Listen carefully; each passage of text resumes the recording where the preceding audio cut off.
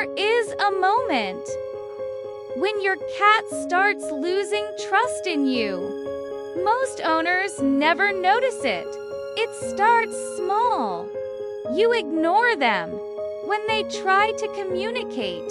Then you force attention, picking them up when they don't want it. Slowly, they stop coming near you.